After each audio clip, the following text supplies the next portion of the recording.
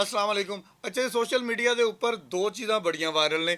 ਇਕਰਾ ਕੰਵਲ ਨੇ ਕਿੱਦਾਂ ਨਿਆਣਾ ਜੰਮਿਆ, ਰਜਬ ਬੜ ਦੇ ਘਰ ਕਿੱਦਾਂ ਮੁੰਡਾ ਜੰਮਿਆ, ਤੇ ਜਨਾਬ ਦੂਸਰੀ ਗੱਲ ਇਹ ਹੈਗੀ ਆ ਕਿ ਸਾਡੇ ਫੈਸਲਾਬਾਦ ਦੇ ਸੋਸ਼ਲ ਮੀਡੀਆ ਦੇ ਸਟਾਰ ਸ਼ਰਾਜ਼ ਬੜ ਦਾ ਅਕਾਊਂਟ ਕਿਉਂ ਬੰਦ ਹੋ ਗਿਆ। ਇਹਨਾਂ ਦੋਨਾਂ ਗੱਲਾਂ ਦੇ ਉੱਪਰ ਵਾਰੀ-ਵਾਰੀ ਡਿਸਕਸ ਕਰਦੇ ਆ। ਪਹਿਲੇ ਮੈਂ ਤੁਹਾਨੂੰ ਦੱਸਦਾ ਜਾਵਾਂ ਕਿ ਸ਼ਰਾਜ਼ ਬੱਟ ਫੈਸਲਾਬਾਦ ਦੀ ਇੱਕ ਪਹਿਚਾਣ ਹੈਗਾ ਵਾ। ਉਹਨੇ ਸੋਸ਼ਲ ਮੀਡੀਆ ਦੇ ਉੱਪਰ ਆ ਕੇ ਦੱਸਿਆ ਕਿ ਗੰਦਗੀ ਬੇਹਯਾਈ ਜਿਹੜੀ ਹੈ ਨਾ, ਇਹਨੂੰ ਸਾਈਡ ਤੇ ਰੱਖ ਕੇ ਇਸਲਾਮ ਵਾਲੇ ਪਾਸੇ ਆਓ। ਲਾਜ਼ਵਾਲ ਇਸ਼ਕ ਜਿਹਦੇ ਵਿੱਚ ਕੁੜੀਆਂ ਮੁੰਡਿਆਂ ਨੇ ਜਿਨ੍ਹਾਂ ਦਾ ਆਪਸ ਦੇ ਵਿੱਚ ਕੋਈ ਰਿਸ਼ਤਾ ਨਹੀਂ ਸੀਗਾ, ਇੱਕ ਕਮਰੇ ਦੇ ਵਿੱਚ ਕਿੰਨੇ ਕਿੰਨੇ ਦਿਨ ਗੁਜ਼ਾਰਨੇ ਸੀ ਤੇ ਫਿਰ ਉੱਥੇ ਪਤਾ ਨਹੀਂ ਕੀ ਕੀ ਹੋਣਾ ਸੀਗਾ। ਉਹ ਭਾਈ ਸਾਹਿਬ ਸ਼ਰਾਜ਼ ਬੜ ਸਾਹਿਬ ਇਹ ਗੱਲਾਂ ਦੱਸ ਬੈਠੇ ਤੇ ਉਹਦਾ ਅਕਾਊਂਟ ਜਿਹੜਾ ਸੀ ਨਾ ਉਹਨੂੰ ਬੈਨ ਕਰ ਦਿੱਤਾ ਗਿਆ। ਅਸੀਂ ਸ਼ਰਾਜ਼ ਬੜ ਦੇ ਨਾਲ ਆ ਕਿਉਂਕਿ ਉਹਨੇ ਦੱਸਿਆ ਕਿ ਮੁਸਲਮਾਨਾਂ ਦੀ ਇਹ ਲਾਈਨ ਨਹੀਂ ਹੈਗੀ, ਆਹ ਲਾਈਨ ਹੈਗੀ ਆ ਕੰਜਰਾਂ ਦੀ, ਆਹ ਲਾਈਨ ਹੈਗੀ ਆ ਅਵਾਰਾਗਰਦਾਂ ਦੀ, ਆਹ ਲਾਈਨ ਹੈਗੀ ਆ ਜਿਨ੍ਹਾਂ ਦੀ ਤੁਸੀਂ ਅੱਗੇ ਆਪ ਹੀ ਬਣਾ ਲਓ। ਲੇਕਿਨ ਅਸੀਂ ਸੋਸ਼ਲ ਮੀਡੀਆ ਵਾਲੇ ਸ਼ਰਾਜ਼ ਬੜ ਦੇ ਨਾਲ ਖਲੋਤੇ ਆ। ਇਹਦੇ ਤੇ ਇhtਜਾਜ ਕਰਾਂਗੇ, ਚਾਹੇ ਸਾਨੂੰ ਟਿਕਟੌਕ ਦੇ ਉੱਤੇ ਜਾ ਕੇ ਇhtਜਾਜ ਕਰਨਾ ਪਵੇ, ਇੰਸਟਾ ਤੇ ਜਾ ਕੇ ਕਰਨਾ ਪਵੇ, ਫੇਸਬੁੱਕ ਤੇ ਜਾ ਕਰਨਾ ਪਵੇ ਤੇ YouTube ਤੇ ਜਾ ਕਰਨਾ ਪਵੇ। ਜਿੱਥੇ ਜਿੱਥੇ ਵੀ ਕਰਨਾ ਪਵੇ ਅਸੀਂ ਇhtਜਾਜ ਕਰਾਂਗੇ। ਉਹਦਾ ਅਕਾਊਂਟ ਫੌਰੀ ਤੌਰ ਤੇ ਬਹਾਲ ਹੋਣਾ ਚਾਹੀਦਾ ਵਾ। ਹੁਣ ਆਪਾਂ ਆਨੇ ਆ ਜਨਾਬ ਇਕਰਾ ਕੰਵਲ ਵਾਲੇ ਪਾਸੇ ਕਿ ਉਹਨੇ ਨਿਆਣਾ ਕਿੱਦਾਂ ਜੰਮ ਲਿਆ ਤੇ ਰਜਬ ਬੜ ਦੀ ਬੁੱਢੀ ਨੂੰ ਆਖਰ ਕਿਹੜਾ ਟੀਕਾ ਲੱਗਾ ਸੀ ਜਿਹਦੇ ਨਾਲ ਉਹਨੇ ਨਿਆਣਾ ਜੰਮ ਲਿਆ। ਸਾਡੇ ਮਾਪਿਓ ਸਾਡੇ ਵਡਕੇ ਹਮੇਸ਼ਾ ਇੱਕੋ ਹੀ ਗੱਲ ਸਾਨੂੰ ਦੱਸਦੇ ਰਹੇ ਆ।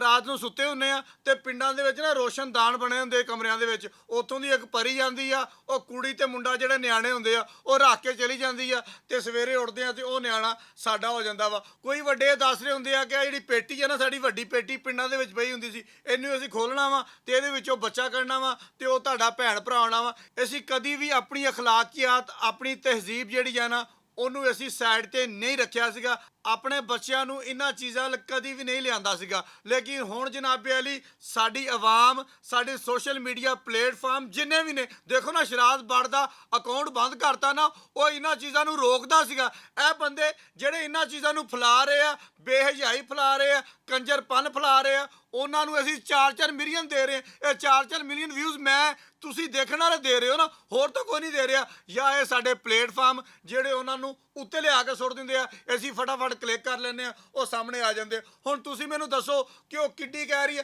ਕਿ ਇਹ ਬੜਾ ਮੁਸ਼ਕਿਲ ਕੰਮ था जो मैंने कर लिया, पता नहीं ये मेरे लिए बड़ा टास्क था। ਬਈ ਤੂੰ ਅਨੋਖਾ ਕਰ ਲਿਆ। ਇਹ ਸਾਰੀ ਦੁਨੀਆ ਦੀਆਂ ਮਾਵਾਂ ਜਿਹੜੀਆਂ ਵਾ ਉਹ ਨਿਆਣੇ ਜੰਮਦੀਆਂ ਆਈਆਂ ਵਾ, ਕਰੋੜਾਂ ਅਰਬਾਂ ਆਬਾਦੀ ਹੋ ਗਈ ਹੈ, ਐਸੇ ਤਰੀਕੇ ਦੇ ਨਾਲ ਹੀ ਹੋਈ ਹੈ ਨਾ। ਲੇਕਿਨ ਅੱਜ ਤੱਕ ਵੀ ਇਹ ਚੀਜ਼ਾਂ ਦੱਸੀਆਂ ਨਹੀਂ ਸੀਗੀਆਂ। ਜਾਂ ਤੇ ਫਿਰ ਸਾਨੂੰ ਸਾਰਾ ਦੱਸੋ ਨਾ ਕਿ ਕਿੱਦਾਂ ਝੜੀ ਗੁੱਲਾ ਹੋਇਆ ਸੀਗਾ, ਸ਼ੁਰੂ 'ਚ ਲੈ ਜਾਓ ਨਾ, ਫਿਰ ਅਸੀਂ ਉਹ ਵੀ ਦੇਖੀਏ, ਦਿਖਾਇਆ ਕਰੋ ਨਾ। ਫਿਰ ਪਿੱਛੇ ਕਿੰਨਾ ਕੁ ਰਹਿ ਗਿਆ? ਸਾਨੂੰ ਤਾਂ ਤੁਸੀਂ ਦੱਸ ਹੀ ਦਿੱਤਾ, ਸਾਡੇ ਨਿਆਣੇ ਨੂੰ ਹੀ ਦੱਸਤਾ, ਚਲੋ ਉਹ ਵੀ ਦੱਸ ਦਿਓ। ਘੱਟ ਤੋਂ ਘੱਟ VPN ਤਾਂ ਲਾਉਣਾ ਪੈ ਜਾਵੇ ਨਾ ਸਾਨੂੰ ਸਾਰਿਆਂ ਨੂੰ ਕਿ ਅਸੀਂ ਤੁਹਾਡੀਆਂ ਇਹ ਵੀਡੀਓ VPN ਲਾ ਕੇ ਦੇਖੀਏ, ਸਾਡੇ ਨਿਆਣੇ ਤਾਂ ਵੇਖਣ ਨਾ। ਚਲੋ ਤੁਹਾਨੂੰ ਦੱਸਿਆ ਕਰੋ कि ऐसे हमारी शादी हुई थी, ऐसे फिर सुहाग रात हुई, ऐसे फिर झड़ी गुल्ला हुआ, ऐसे फिर तोता एंड मैना हुआ, फिर ऐसे टास्क मिला, फिर ये टास्क मैंने अवेल कर लिया। अब मेरा पेट जो है ना बेहतर महसूस कर रहा है, पहले इसके अंदर गुड़ गुड़ गुड़ गुड़ कुड़ुम कुड़ुम कुड़ुम ज़्यादा होती थी। ਇਹ ਸਾਰੀਆਂ ਗੱਲਾਂ ਜਿਹੜੀਆਂ ਨਾ ਫਿਰ ਸਾਰਾ ਕੁਝ ਆ ਕੇ ਦੱਸੋ ਨਾ। ਲੇਕਿਨ ਖੁਦਾਰਾ ਮੈਂ ਇਹ ਗੱਲ ਕਹਾਂਗਾ ਤੁਹਾਨੂੰ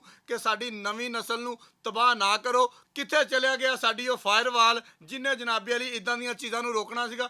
ਅਗਰ ਅਸੀਂ ਕਿਸੇ ਸਿਆਸਤਦਾਨ ਦੇ ਹੱਕ ਦੇ ਵਿੱਚ ਵਿਲਾਗ ਕਰ ਦਈਏ, ਸਾਡੇ ਉੱਤੇ ਤਾਂ ਫੌਰੀ ਫਾਇਰਵਾਲ ਜਿਹੜੀਆਂ ਨਾ ਉਹ ਇੰਜ ਕਰਕੇ ਐਕਟਿਵ ਹੋ ਜਾਂਦੀ ਆ, ਸਾਡੀ ਰੀਚ ਜਿਹੜੀ ਆ ਨਾ ਉਹਨੂੰ ਫੜ ਲਿਆ ਜਾਂਦਾ ਵਾ। ਅਗਰ ਹਕੂਮਤ ਦੇ ਖਿਲਾਫ ਕਰ ਦਈਏ ਫਿਰ ਜਨਾਬੇ ਵਾਲੀ ਇਸ ਤਰ੍ਹਾਂ ਹੀ ਹੋ ਜਾਂਦਾ ਵਾ। ਮੈਂ ਜਨਾਬ ਤੁਹਾਨੂੰ ਅੱਲਾ ਦਾ ਵਾਸਤਾ ਦੇਵਾਂਗਾ ਕਿ ਜਨਾਬ ਇਹਨਾਂ ਲੋਕਾਂ ਵਾਸਤੇ ਫਾਇਰਵਾਲ ਐਕਟਿਵ ਕਰੋ ਜਿਹੜੇ ਲੋਕ ਸਾਡੇ ਮੁਆਸ਼ਰੇ ਦੇ ਵਿੱਚ, ਸਾਡੀ ਅਖਲਾਕੀਆਤ ਦੇ ਵਿੱਚ ਗੰਦ ਘੋਲਦੇ ਪਏ ਆ। ਇਹਨਾਂ ਨੂੰ ਬੈਨ ਕਰੋ, ਇਹਨਾਂ ਦੀ ਰੀਚ ਘਟਾਓ ਤਾਂ ਕਿ ਇਹ ਨਾਲ ਪੈਸਾ ਘਟ ਜਾਵੇ। ਫਿਰ ਇਹਨਾਂ ਨੂੰ ਪਤਾ ਲੱਗੇ ਕਿ ਇਹ ਚੀਜ਼ਾਂ ਅਸੀਂ ਨਹੀਂ ਦਿਖਾਣੀਆਂ। ਉਹ ਤਾਂ ਭਾਈ ਹਰ ਸ਼ੈ ਖੋਲ ਕੇ ਦਿਖਾਈ ਜਾਂਦੇ ਆ। ਜਿਹੜੇ ਬੰਦੇ ਸੱਚ ਦੱਸਦੇ ਆ, ਜਿਹੜੇ ਬੰਦੇ ਤੁਹਾਨੂੰ ਦੱਸਦੇ ਆ ਕਿ ਅਕਲ ਦੇ ਨਾਖੂਨ ਲਵੋ, ਜਿਹੜੇ ਬੰਦੇ ਤੁਹਾਨੂੰ ਦੱਸਦੇ ਆ ਕਿ ਸਾਡਾ ਦੀਨ ਇਸਲਾਮ ਇਹ ਕੰਮ ਕਰਨ ਦੀ ਇਜਾਜ਼ਤ ਨਹੀਂ ਦਿੰਦਾ, ਉਹਨਾਂ ਦੇ ਫਿਰ ਅਸੀਂ ਅਕਾਊਂਟ ਬੈਨ ਕਰ ਦਿੰਦੇ ਹਾਂ। ਬਹੁਤ ਸ਼ੁਕਰੀਆ ਤੁਹਾਡਾ।